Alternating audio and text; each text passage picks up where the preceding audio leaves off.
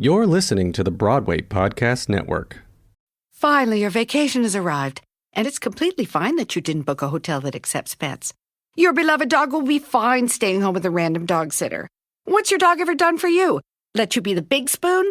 Doesn't say anything about the shocking amount of selfies you take at home. Oh, your favorite pets. Wow, he ate them whole. When a vacation from your pets isn't an option, it matters where you stay. At Hilton, we offer pet-friendly accommodations.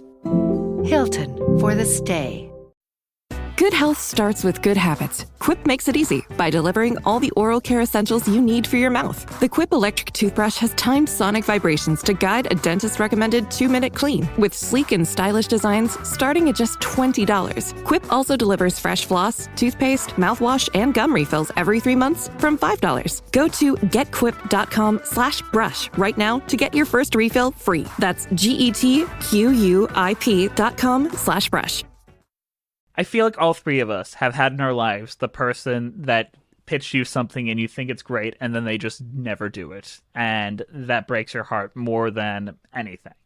Do you know there's 1,000 better podcasters than me? There are 1,000 better filmmakers than me. There are 1,000 people that just gave up.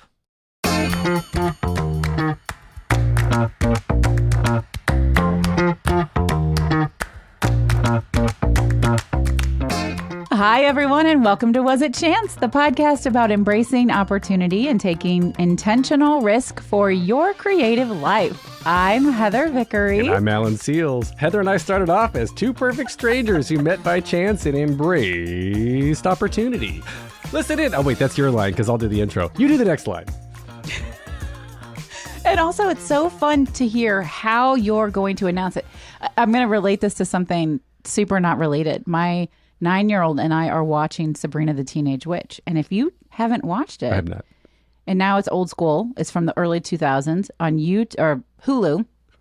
You can't fast forward through the opening, but she has a mysterious magical costume each time. So this is how I feel here, waiting to hear how Alan is going to say met by chance and embraced opportunity. Oh, Sabrina, what? Whatever. What? It's really fun. She's 9. We're like, is she going to be a kitty cat today? Is she going to be a firefighter Okay. I'll give you that. All right, next line. Come on. Pick up the pace here. Mom, Dad, stop fighting!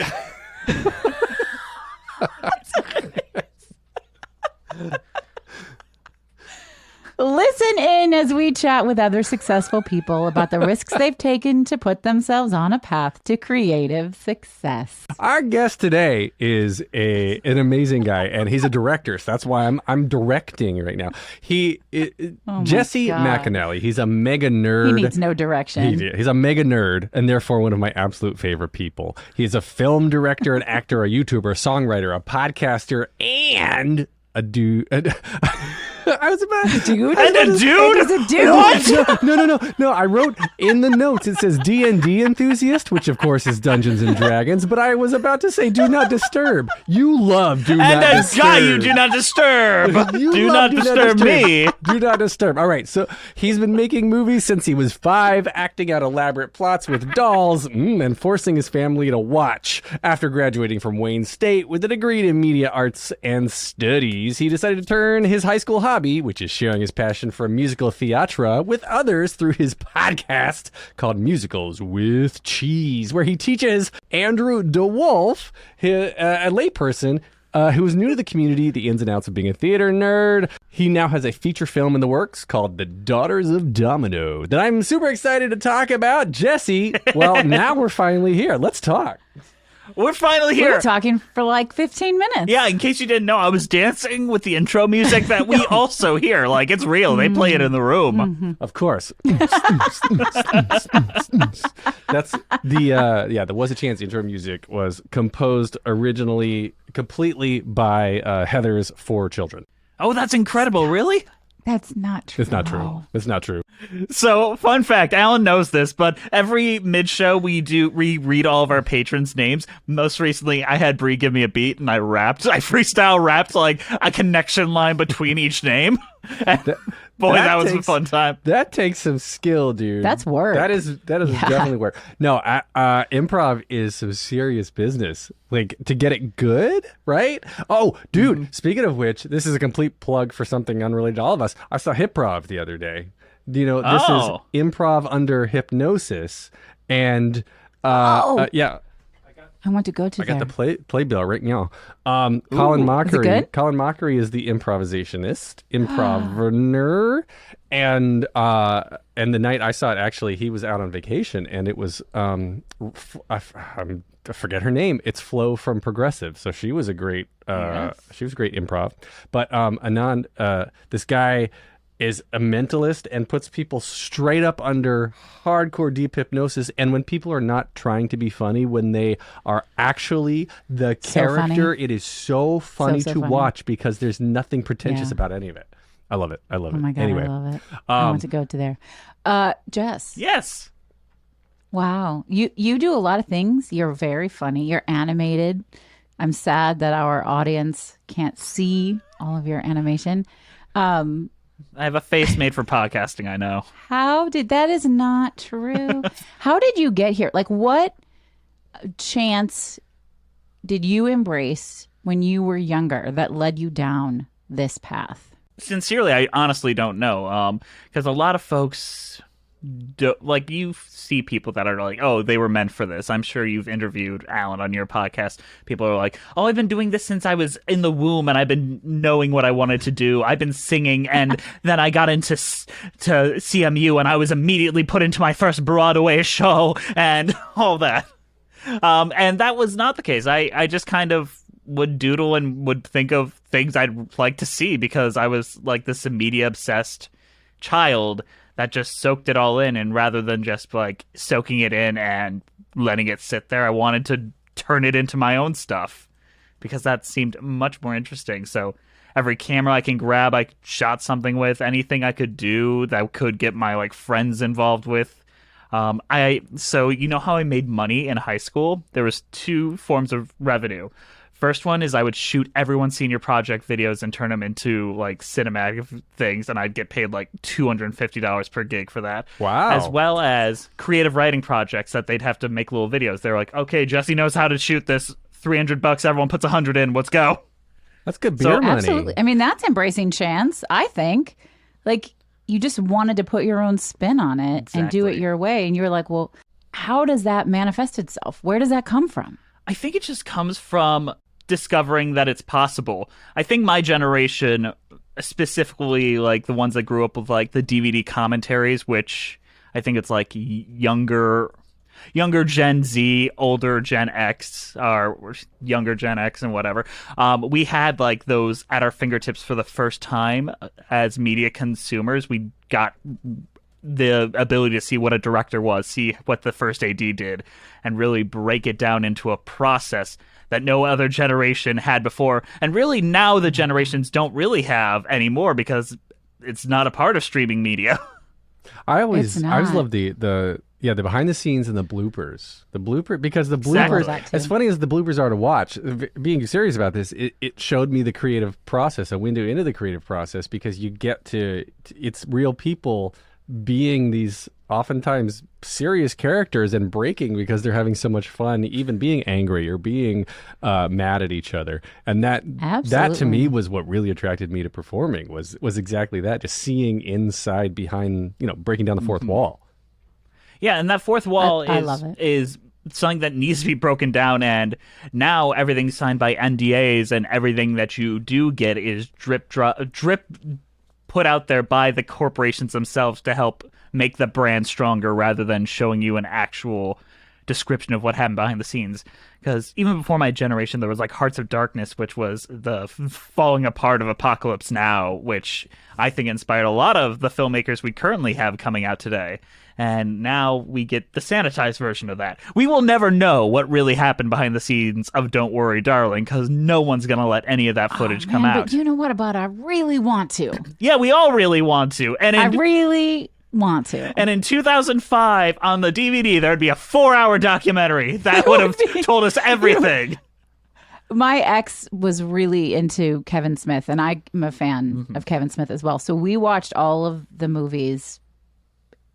We watched that version, which is when I started to actually really appreciate Ben Affleck as an actor. Anybody who can make fun of themselves that much, all right, you're okay with me. Ben Affleck is... Oh, sorry. No, I was going to say, making fun of themselves. I just watched on Netflix the other night, End of the World, the Seth Rogen movie. Is that what it's called? Oh, yes. The World's End. Or The World's End. This is the end. This is the end. Something like that. With him and James Franco. And like everybody in there plays themselves. And it's not even exaggerated versions of themselves. They're just playing themselves in the middle of an apocalypse. And it's just like Paul Rudd falls down the hole and dies. And Mindy Kaling dies. And like every major celebrity that shows up. I absolutely love that. Like Seth Rogen, Ben Stiller, all of these people have such an ability to make fun of themselves and laugh at themselves. And I think that's what's carried people through, especially like with their careers as long as they have been. They can adapt because the funny things people are saying about them, they just incorporate into their next project. Speaking of next project, back to Jess McAnally. That's me. Ooh, nice. See that segue? You see that segue? Side note, I'm going to go on a tangent a second. You ever heard the song Chimpanzee Riding on a Segway? Alan's going to go on it. This just occurred to me. I'm going to insert it here at this point in editing as a song that I've introduced to my children. That it's just a video of a chimpanzee riding on a Segway, and it's catchy. Can we talk about Jess? Yeah, of course we can. But here's the song. Chimpanzee riding on a Segway, chimpanzee riding on a Segway, chimpanzee riding on a Segway, bam, bam, bam, bam, bam. Chimpanzee riding on a Segway, chimpanzee riding on a Segway, chimpanzee riding on a Segway, bam, bam, bam, bam, bam. And we're back. Okay, magic of editing. All right. Wow! Forget anything I have to say. That is the best song. That is what I'm dedicating the rest of my life to, is that song. Monkey on a Segway for president. Chimpanzee on a Segway for ruler of the free world. This is the only thing Fuck podcasting. I'm out of here.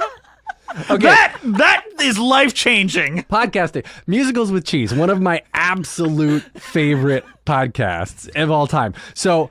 Okay, embracing chance. Talk about this. You got into musical theater. How did you meet Andrew DeWolf? Why did you start the podcast? And how the hell have you grown it like you have? Like all of these are little chances that you're just like, let's get into this. That's a good question. So it's 3 questions. That's a series of good questions. You might call it a monkey on a Segway. Or as my 6-year-old calls it, a chimpanzee on a subway. But yeah. Because he doesn't know what a Segway is. We've got our VP here, the subway chimpanzee. All right. Back to you. Okay. So it was just good luck, and I really don't try. It was just very lucky. I started doing YouTube videos about musical theater when I was very young. Back when YouTube was very good at getting every video out there. The algorithm was very good for smaller creators. And I developed a small audience back then. I left it behind when I went to college because I'm like, I want to focus on my education for a bit now that I'm paying for it. So I left it behind, graduated for college. Literally 5 months after I graduated, I graduated in May 2018, started Musicals with Cheese in September 2018. Like, that was the day that we started. Wow. And Andrew was just someone I knew from the old YouTube days. We did collaborations. We were on a the old website YouTube together. Days back when YouTube was a thing. It's not. It was. I mean, we were both like 15 years old, and we have similar interests. And I think you're funny. And we have a good dynamic, even though we're very different human beings. And we just kept in touch. And I had this idea, which has now become an entire series of podcasts in and of itself, of why don't I just show someone that doesn't like musicals, which in 2017, for a podcast idea, that was pretty novel. No one had quite done it. There's like 50 of them now. I don't want to claim I'm the first, but I was one of the early adopters to that. And I just thought Andrew is easily funny. Like, if I set him up, he's not going to be like, I don't get where you're going. He will follow down that road no matter where you set it up. And he's so deadpan too, which is the best part of all of it. It is, but that goes well with my energy, which is much bigger. So I can be big and get the audience engaged, and he will just land the punchline, and it's a good back and forth. Well, talk about the manifestation, the creativity, the embracing of the chances. The podcasting is a freaking hard business, and at some point, I've seen so many people around us who have I didn't coin this. I used the term pod faded. They're just like, you know what? Wait a second. I'm not an overnight millionaire. I'm out. And because you're like, oh, Joe Rogan, Dax Shepard, yeah, these guys got like $1 billion deal with Spotify. Cool, all right, I'm doing that. And then they get to this point and they're like, wait, I got to do this myself every week or multiple times a week or whatever the case is. So there had to have been a point. Was there a point for the two of you when you're like, we're doing this for fun. We can make a little money off it. We're doing okay, but we're going to do this for fun because it's just freaking, we love it. It's passionate. And it's going to lead to other things? There was never that idea behind it.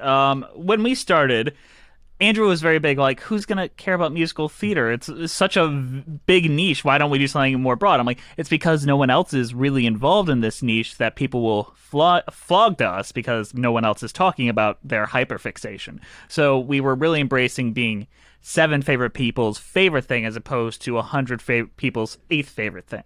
So I really wanted to get as niche, get as specific into it as we can. And I knew that people would keep coming back if we follow where the trend in theater was going. And the fact is, when we started, I still had a little bit of that fan base still lingering there from when I was in high school that were like, oh, you're back. Okay, let's see what you've been up to. And starting that up, they followed, and then they grew. And the thing is, no one ever left. The same people that were there when we started with episode 1 are still here when we're on episode 207. And I keep in contact with them. I try to not keep a barrier between the people that enjoy us and us. If they have a thing to say on Twitter, I will respond to almost every person because I feel like the back and forth is just as important as the content itself.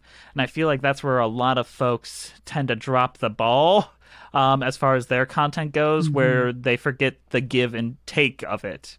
Because they want to... Did you just point to yourself? I did. I pointed to myself because I don't make the time. We were just talking about the ticker talkers. Making the ticker talkies, I don't use my own voice because I'm doing it at a time where I can't record with my own voice because I don't make the time to step away and do it.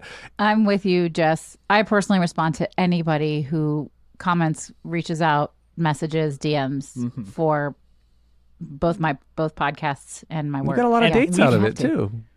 They're very effective, and if you respond to someone, you could make their day. You really could. And it doesn't cost you anything to make someone's day better by just saying, thank you for doing this. It really means a lot to us. Or what we're doing now is we're reading our emails and stuff on the podcast, if they're, like, obviously, and reviews, because it's incentivizing interaction, which incentivizes our tweets and Instagram things going further. Like, if you make them rewarded for being an active participant, they'll keep coming back, is what I've discovered. Well, I love that. And I also enjoy that you read the names of patrons, which the names are often changed purposely. Like, the patrons will change their own names because then they know that you're going to read them on air. Do you have any favorites that you can remember off the top of your head? Oh my gosh. There's one that stuck around for a while. He's been around, they've been around for a couple months, and their name is literally Birdman69, all one word, and I laugh every time. That would make my kids laugh too. Because I have those kind of kids. I'm that kind of parent.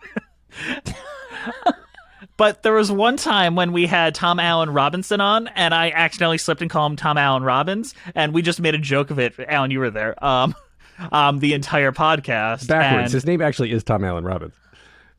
Okay. I said one or the other. Yeah. Either way. And then because if he hears this, he's going to be angry with me for not correcting you. But when we got to the Patreon read, we were just like, what if they all just said Tom Allen Robbins next week? At least 10 of them changed it to Tom Allen Robbins the next week.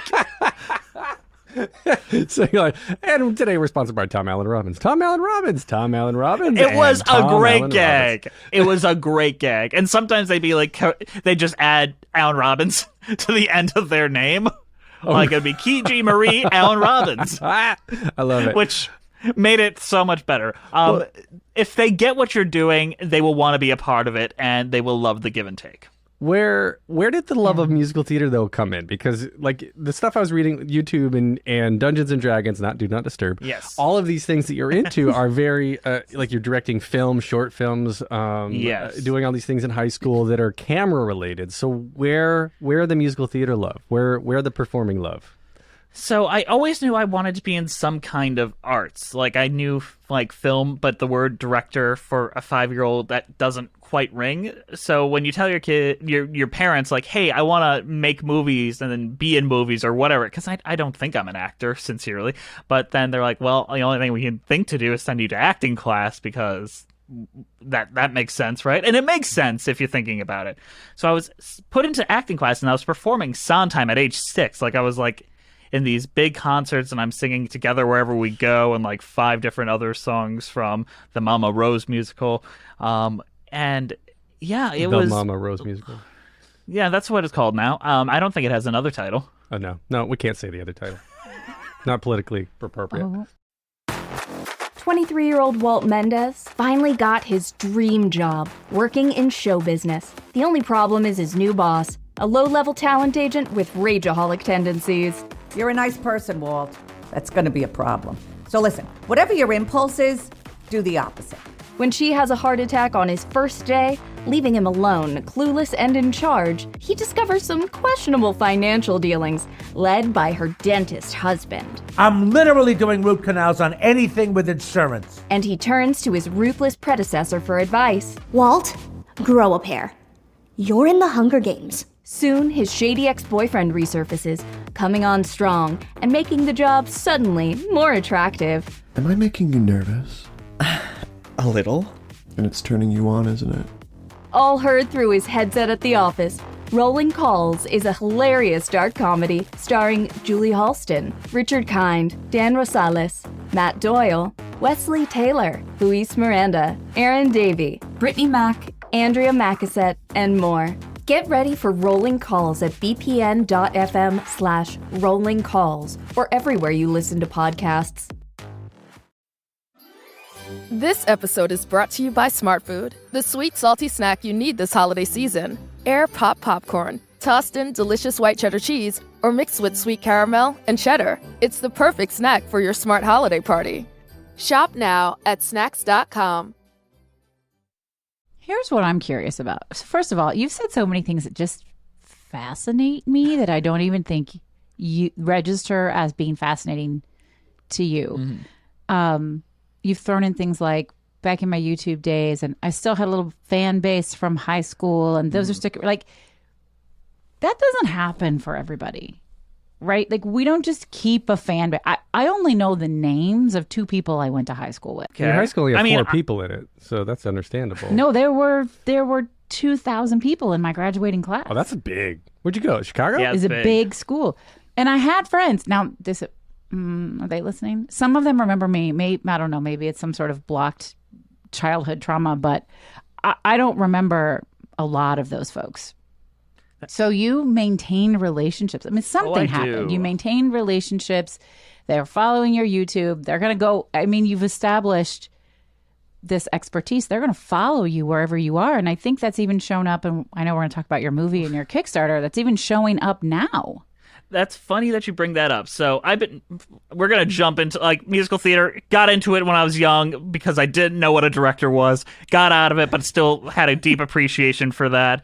Started making films basically from high school before as favors for other people. And then in college, I already had all my expertise. I knew every editing software. I knew nonlinear editing programs. I knew how to do graphic effects. I knew everything. So college was not all that useful to me, aside from meeting all the wonderful people that would assist me and become lifelong friends and partners. My last film that I shot that I won first place in our local 48-hour film festival, 4 people I graduated from high school were involved, including 2 ex-girlfriends. Like, I keep connections very good. And a lot of the other ones were people I went to college with and people I just was like, hey, I respect your work, want to come collaborate. And that's how I work. I work as friends first and collaborators second, because I think that's the better way to work. Well, you have to enjoy the people that you're with. And I go back to Ben Stiller again, actually. This is something that my mom pointed out to me when I was in high school, I think, is we were watching yet another Ben Stiller movie with yet most of the same people in it. And she was like, yeah, he just cast all his friends in his movies all over the place. And I mean, look at Rob Schneider. He wouldn't have a career without Adam Sandler. Let's just put that out there, right? So you've got all these people in Hollywood too that are just helping each other out. And now the thing is if you're an actor, you executive produce your own series. So if you have the executive producer credit and get that power, you could start even having more control, more say over who gets hired and who doesn't. So it's. Do you want to know who probably would be, if you're looking in credits to try to look for the repeating names, either the cinematographer or first AD? Go through a director's entire filmography and see how often the first AD or the cinematographer changes, and you can tell how good a director is and how kind they are. Steven Spielberg has had Janusz Kaminski as a cinematographer since 1994. Wow. Every one of his films. You know what? Those are a little fact marriages. that I enjoy is the Team America, World Police, get down on the ground. That they used, I forget the guy's name, but they used the DP who did The Matrix because they wanted the action. They wanted everything to be an action shot. And you can tell when you go back and you look at all of like the explosions and stuff that they put in there. It's like, it's very Matrix-esque. I loved it. I love the advice that I carry over that someone told me on once was, be the person that that others want to work with the next time. And I hold that in my head every time. Mm-hmm. And also, it never hurts to be kind in all things, in all collaborative means. You don't want to be the dick on anyone's set. You don't want to be the dick in anyone's podcast. You don't want to be the one that people are going to be like, you don't want to be anyone's worst thing, whether it be guest, anything like that. It never hurts to be kind. That's true. Never. Well, now it never hurts to be kind. All of this is culminating in. I mean, how many short films have you done? You've done like 5. I'd say over. There's some that are just not exist and aren't credited, and some that I have worked on others. So I'd say probably over a dozen at this point. So you've got all of this work under your belt and all this everything now, and now this is leading up to your first feature film. Yes. So. The Daughters of Domino. So yes. Tell us, I guess, why now? Why now is the time for you to dive into the feature film world? And Heather, you look like you had something to say. Well, I just want to add on to that because I want to know that too. But what intentional risks did you take in making that decision? Good question. I'll answer Alan's first, and I'll swing back around to that. So, why now? Every filmmaker always has one date in the back of their head from the moment they start. Orson Welles made Citizen Kane at 25. That is one thing that's always just a flare in the back of your head. I believe Sam Raimi made his when he was 22. So, you always have these arbitrary deadlines that mean nothing. So, the why now really could be that, but honestly it's just I wasn't ready 3 years ago. I wasn't ready 10 years ago. I wasn't ready until right now where I'm yeah, this feels like a manageable point in my life where I could do this. I could do it right, do it with kindness, do it in a way where not anyone's going to be overworked or underfed or any of those things. Because if you're going to do it, you don't want to be the dick about it. And there's a lot of ways you could be the dick about it and still get it done, but that's not the right way to do it. Well, a lot of people think it is. A lot of people think that that's how they display dominance. Dominance. Okay, I'm gonna say something here that's. I've worked on a lot of sets in my life. I'm in Michigan, but I've done a lot of sets, not even just in this state, out of state. The worst sets are the ones where the crew is terrified to tell the director something's wrong because we can all see it. And it's there's a stain on the shirt, but everyone's too afraid to tell you it. The best thing about my crew is if they see something's wrong, they feel welcomed enough to tell me. And God, that is such a blessing that you don't know you have until you don't have it. what were you doing that you knew were calculated risks as you were doing them? I mean, there's just the fear that, like, hey, you might burn bridges, and hey, this is a big ask of a lot of people, and hey, you're gonna put your life on pause and your relationships on pause. Not just you, but an entire crew for many weeks, for quite a long time, because these don't happen overnight. Are those things you're really willing to take on? Do you feel like you're in an emotionally stable enough space where you could do this healthily, which is very important, and a lot of artistic people don't realize is so important, as well as financially. Do you have the time to do this? Or do you have the means to do this? So those are the risks that you have to take as well. Like COVID's a big thing that we are all going to have to maneuver around. And we already have something set up for it where every week everyone has to get tested. Everyone has to mask. Like, we're basically going to take it as protocol of 2020 because we can't risk losing days. We really can't. Wait, so you're already... How far into pre-production on this are you? Because it sounds like you've already got your COVID protocols in place. Yes. You're a little bit down the timeline. So while we do have a Kickstarter, we are preparing for this no matter what. Good for you. It's happening. Yes.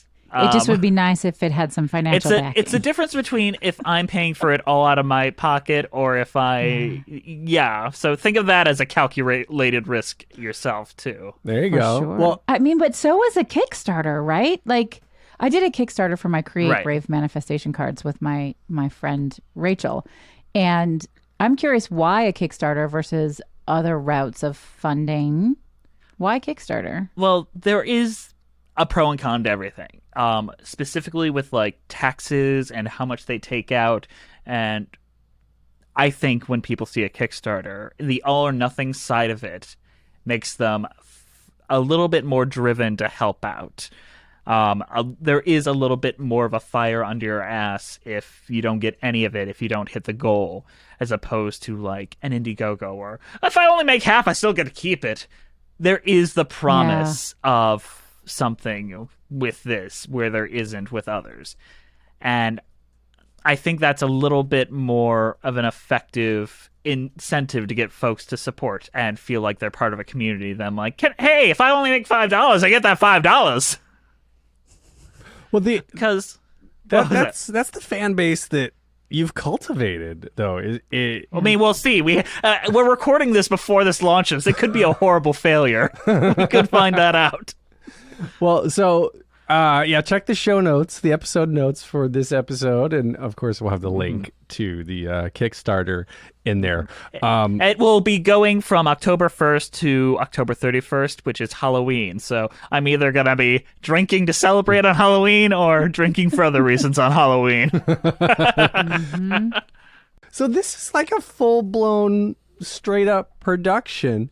And yes. And I'm always so curious. Like, I've been on big sets and I've been on little sets, and I've been seen the results of both, depending on the quality of. I mean, like, the quality of the crew obviously is going to greatly affect the finished product. But at what point, I guess, do you learn how to run production? Or are you just like, I'm just going to make a giant spreadsheet? Do you hire somebody to run production? When you say run to production, what do you mean? Well, yes. So this is what I mean. It's one of those things where, like, if you say, Alan, go make a movie, then all of a sudden I'm like, oh crap. We need to pay people, and we need to schedule things. We need to scout locations, and we need to storyboard. We need to get a storyboard and outline our shots, get a shot list, and finish the script. Like, there's all this stuff that's got to happen that I know of. Project management. There we are. Because of project management. Because I've already been part of this world. But, like, when you're in charge for the first time, how do you learn this stuff? And are there things that you still don't know that you're just like, I'll figure it out when I get there? You should, well, never just figure it out when you get there. That is advice number one. Not when it comes to movie making. No. I am very meticulous in anything I do. I think Alan might know that a little bit about me. I am big on my spreadsheets. I am big on very heavy planning in all facets of everything. So, like, right now it's just me. Like, I am currently making storyboards. I have about 78 pages of storyboards already drawn up. I have my locations mapped out for what I want and how I think the floor plan should look. I've been everything. And I don't like auditions. Like, even actors, I hate auditioning. I'd rather it be a conversation and working it out and sharing work and all that, because I think an audition, you're never going to get the best work out of people. And I've had so many actors blow up in my face because of auditions. So you have to use your hands, get in there, and figure it out yourself. Of course, my producer, Gloria Kohler, fantastic producer in LA, been involved in so many different productions that I wish I could name drop right now, but I cannot. Very talented, though. One of the best out there. So she's been taking the load off of my back a lot more recently, but still, you got to do it yourself, and you got to know how to do it. And the only way to learn how to do it is by doing it before, which is why you do 12 shorts before you do the feature. Right. I was going to ask about casting. So you said you don't like auditions, traditional auditions, but yeah, like, what's happening with the casting of this movie? She's asking what the Kickstarter tier is to buy an audition. I'm not asking. Okay, I might be asking that then. Is fun. I really don't want to go into it because I don't say anything till the contracts are signed, but I'm pretty happy with what's locked in right now.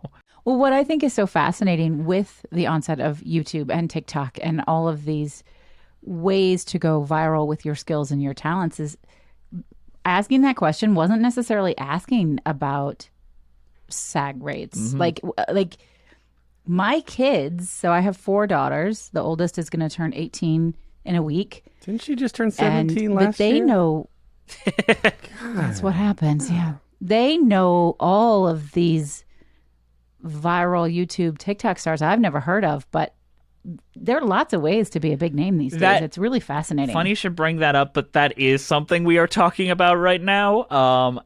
But there's also other things which I'm against. Like, I don't. There is a character in it. Like, it's a detective murder mystery. You go to a bunch of different characters, and in order to get a name, someone's like, "Do you want? What if they were just a Zoom character and they just call in over Zoom?" And I'm like, "I'm not doing that.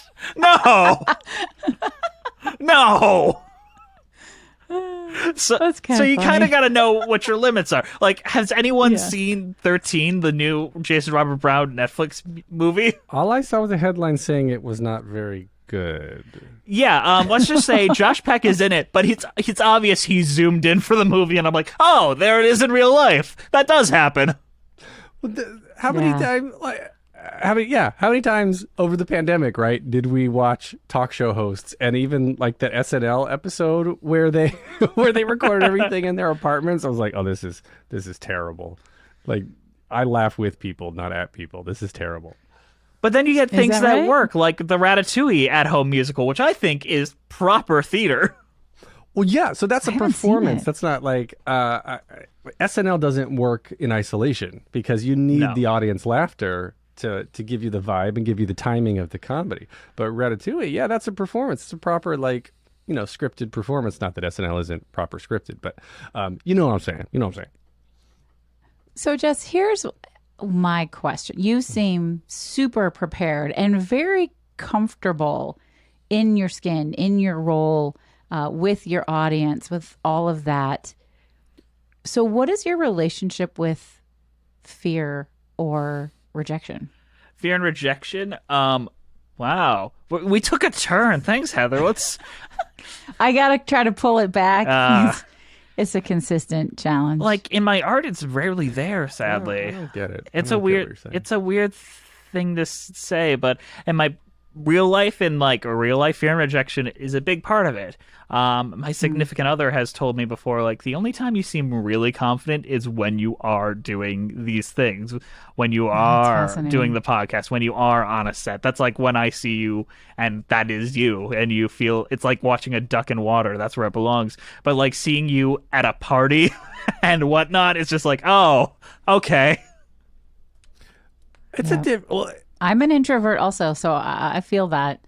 I'm not. It's going back to what you asked at the beginning. I can't remember if it was before we officially started the episode or not. But like when you're, when we were talking and you asked like when you're going on stage, right? When you're doing public speaking, what version of yourself are you putting out there? And there's so there's social party me. There's talk on stage presenting something me. There's corporate event me. There's podcast me. There's dad me, which as the kids get then older, comes the uncomfortable question: which one's the real you? Which one is the most you version of you? Aren't they all though? Yeah. Like, why aren't they all just elements of you that show up when you need them to? I don't know. There's like something about coding where some people are like, that doesn't seem like you. Like the 0 to 100 of me when it's just one-on-one with a person and me when I'm performing, acting, whatever, presenting is so much of a whiplash for people close to me that they get uncomfortable by it. Give me an example, because I was like maybe that's just some internal work to do, because when you said you have to dial back to be on stage, I call bullshit on that with the right stage training. Well, let's just say professionally, like if you're just being like, here is a boring presentation on why our metrics are going down. I'm not going to be like, hey guys, let's go. We're going to look at some metrics today. Why not?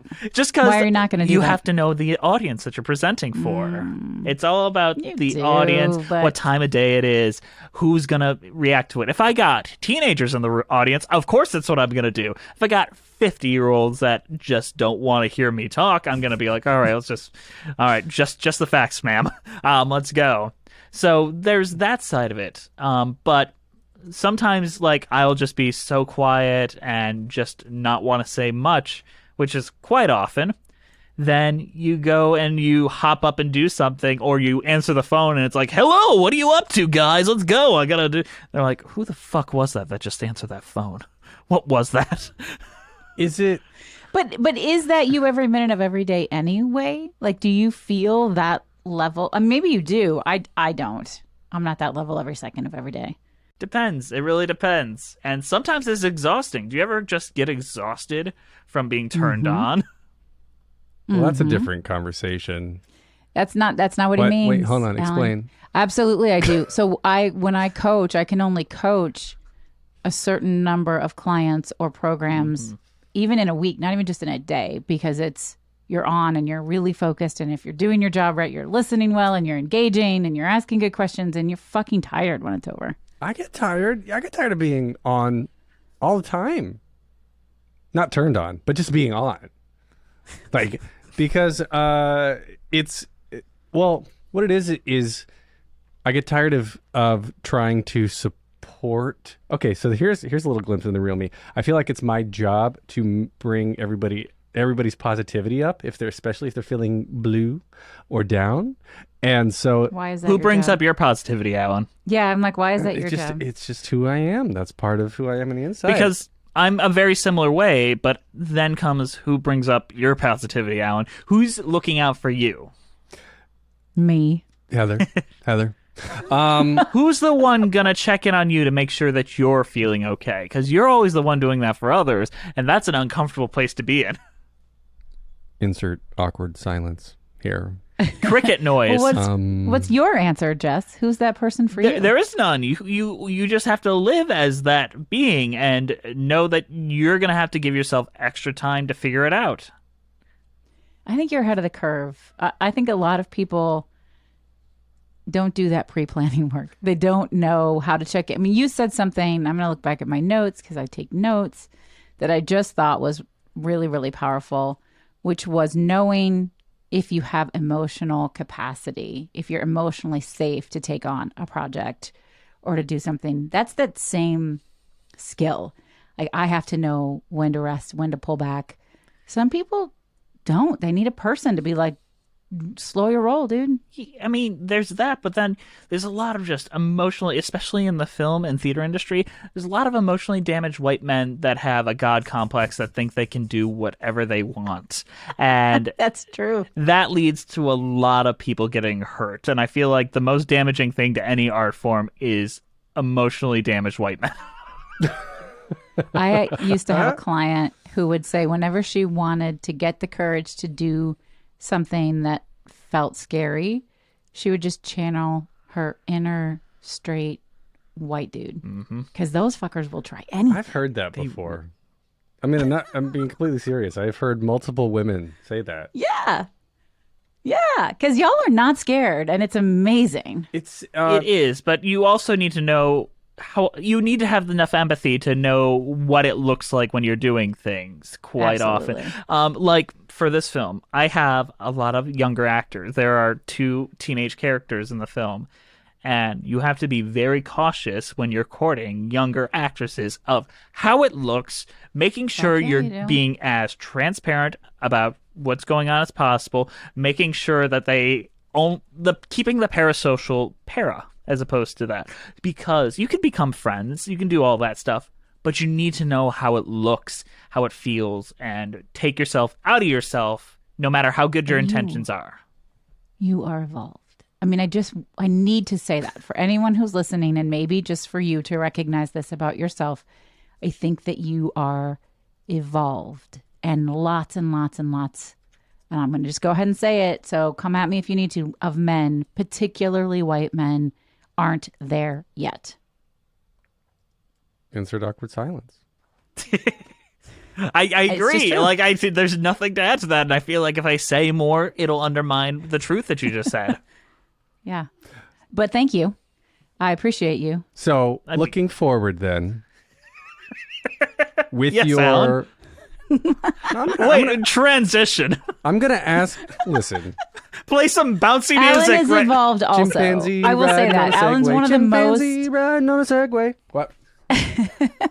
Alan, you're one of the most evolved, not just men, people that I know. And you don't present that persona. That fear of what if somebody sees me is there. We've had that conversation. I don't know if it was before we were recording or not, but having had lots of really interesting conversations with you, you are incredibly evolved. So I don't want to take that away from you. I've got a lot of work to do, so I was not looking for any compliments, by the way. But well, everyone has a lot of work to do, and I think that's a statement of being evolved, is recognizing that and saying, I can see that from your perspective, and this isn't what I thought, but let me think about that. And you ask those good questions, and you think about what someone else's experience might be like, and you're open to changing your fucking mind. That's all we're asking. That's true.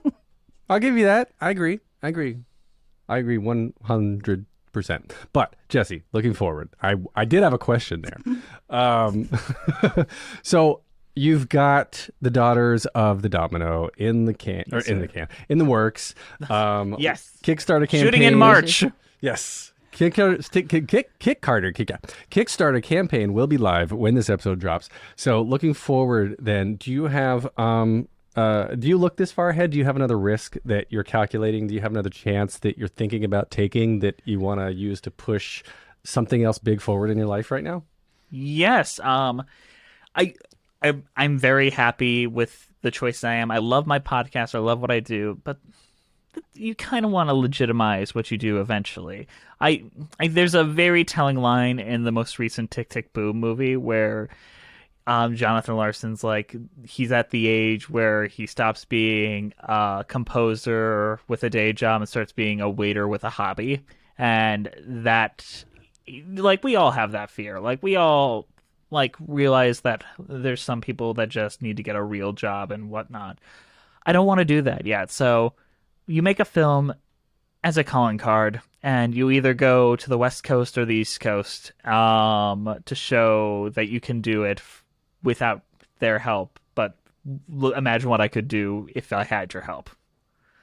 That is why you make one, and I feel like that's what this is going to be. And I think that answered your question in the most cryptic way I could.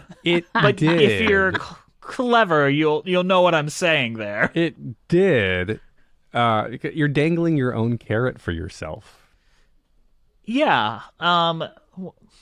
Because you can't promise anything. Like, the worst fear is, like, Alan, well, let's just be transparent here. You were there for a reading of this script. I would hope you'd be, like, pulling me aside, like, man, I'm not sure this is the one. But you seem to enjoy it.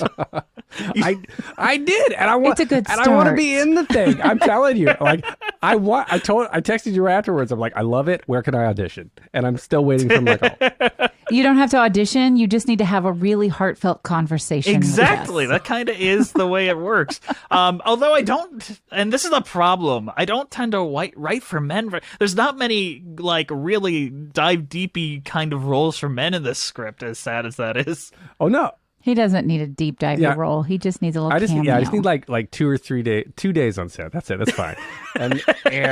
And so that way I can be like, okay, hey, if you pay your own way, and your own living, I'm there. We can make something work. Okay. I'm totally there. I will be that guy who's like, hey, get out of my way. Like, I'll be that dude.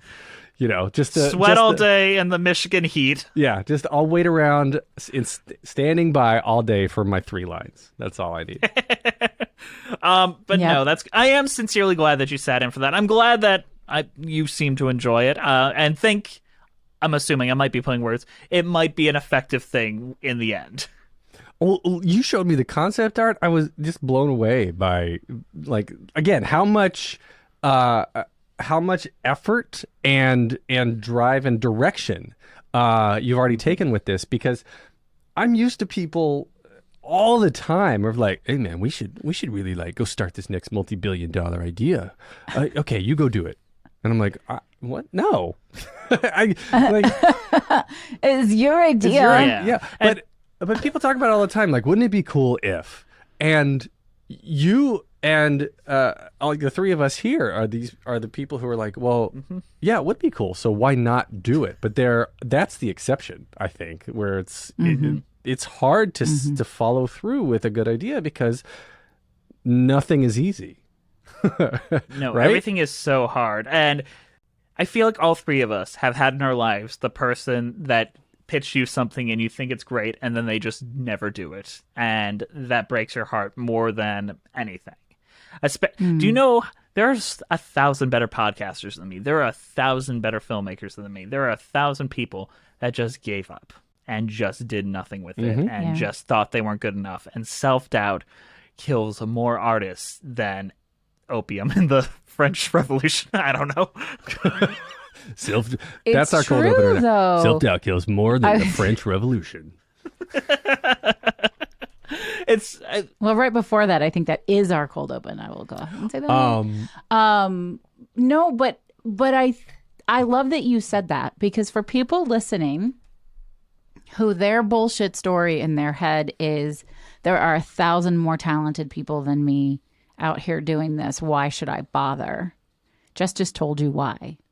Show the fuck up. Do the thing. Be passionate about the thing. And you're already ahead of the game. Okay, so I am a big fan of mentorship. Like, that is something that's super important to me. That's the only reason why I do anything I do is I had mentors, and so I take it very seriously. Everyone, like, there's so many kids that I saw grow up through the same high school I went to that I bring onto my sets as PAs, and they work their butts off, and I get them jobs and full-time positions at places where I know I have connections because they're worth it. And even someone will do that for you if you just step out. People want to help you. They are never going to. I know we're in a horrible business where people want to step on each other, but more often than not, people want to try to get you in a place better than you are because you're worth it. No matter what you think, you're worth it. That's hard to grasp onto, especially in an industry with imposter syndrome. Like I said, probably every industry has imposter syndrome to an extent. But I was going to go back to something that you said a second ago about, there are 1,000 better this and 1,000 better that. And the people who gave up, aren't going to make it. Obviously, that's 100. There's a 100% confirmation rate that if you give up, you're not going to make it. And why? My question then is, why do you not give up? Because some people are like, you look at a Steve Jobs type where it's like he's in his own reality distortion field and he just believes so wholeheartedly that he is right and everything else is wrong, and no matter what, right? And then that turns into a form of success. And there's others, and this is sort of the camp that I'm in, is that I don't stop because I'm afraid of what I'm going to miss if I do. There's that, and sometimes I'm just like, this sounds like too much fun. Why should I let someone else have the fun? But then you have the old Groucho Marx saying where, hey, doctor, my brother thinks he's a chicken, and I swear it's driving me nuts. He's like, well, why don't you just move out? Well, I need the eggs.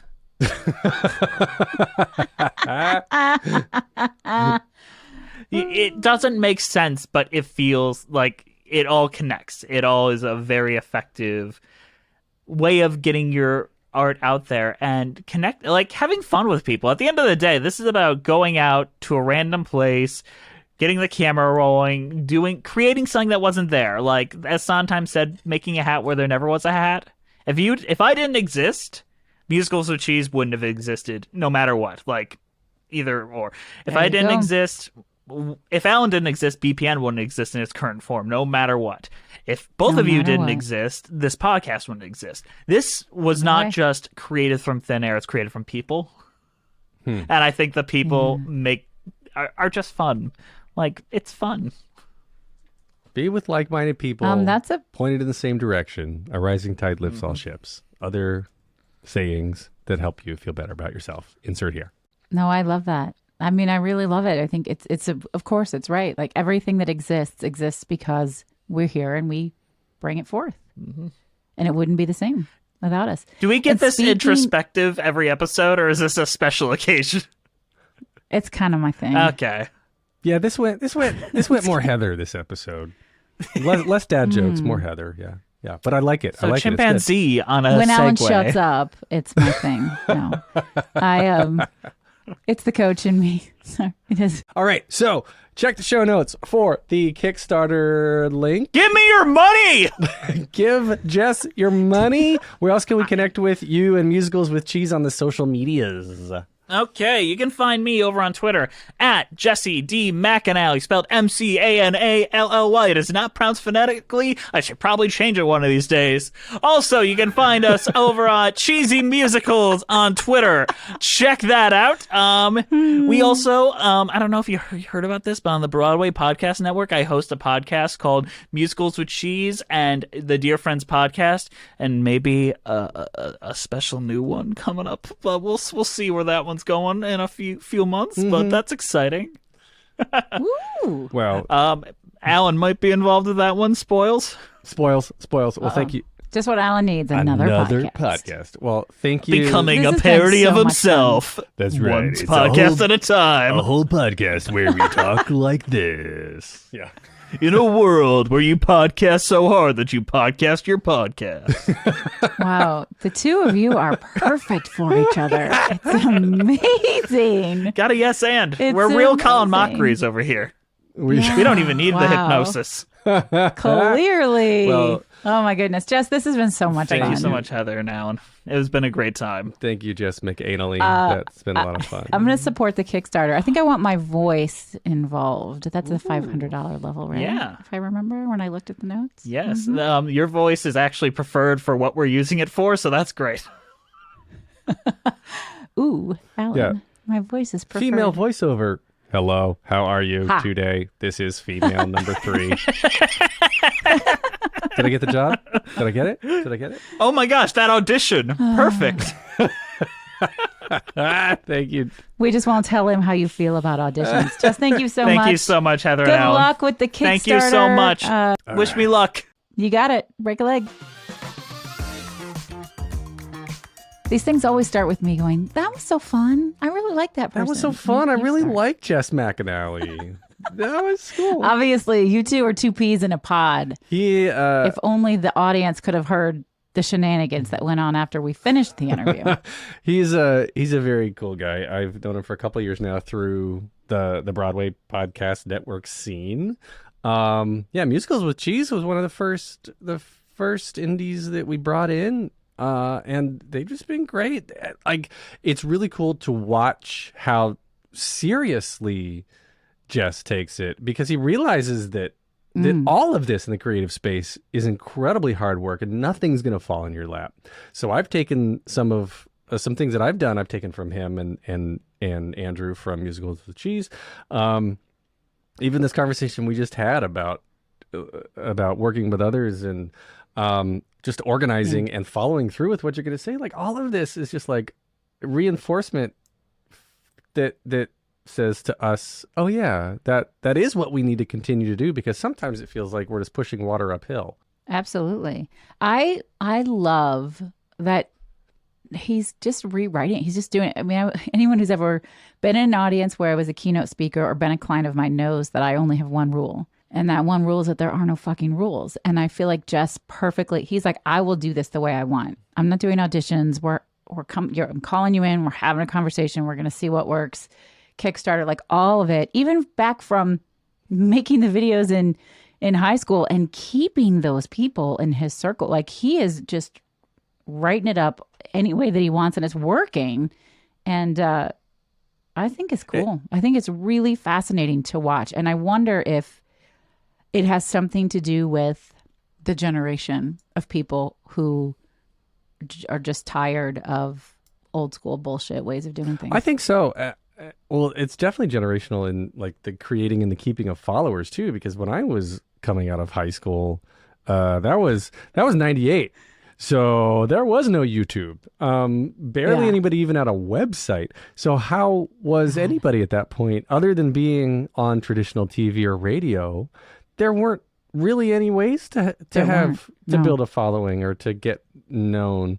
So I was just telling my daughter that I had to go to the computer lab and log into my DOS-based email to email friends in college. That thing definitely did not exist until the end of college. Did you ever use MATLAB to do your math project? Yeah, we had this like program. That was advanced for us. I'm older than you.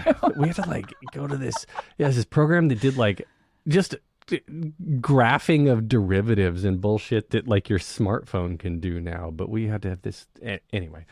I digress. Okay. That was a big surprise. I think that it's fun. I think it's really fun that he's bringing the Kickstarter element in, because it's not just about raising funds. It's about raising friends and getting people involved and invested. And there are lots of ways to manifest your creative success. Yes. Sounds like you wanted to still say something. Nope. I just wanted to make that statement for everyone listening. There are lots of ways to manifest your creative success. And Jess's format and formula is a really fascinating one. And we want to hear what you are doing, listener, to manifest your creative success. Please slip into our DMs on Instagram at wasitchance. You can send us an email at wasitchancepodcast@gmail.com. And we want to know. We want to know what you're doing and how you're breaking the mold. Actually, I want to know, did you come out of high school with followers? Did you? Yeah, could you message us on Instagram? Yeah, could you like, send a carrier pigeon with a message on its leg or messenger owl? I don't even know how much a stamp costs. Mike Allen and I did. And let us know. Anyway. That's funny. You've been listening to Was It Chance? The podcast about embracing opportunity and taking intentional risk for your creative life. Thanks for joining us. I'm Heather Vickery. I'm Alan Seals. We'll talk to y'all soon. Bye. Thanks. Bye.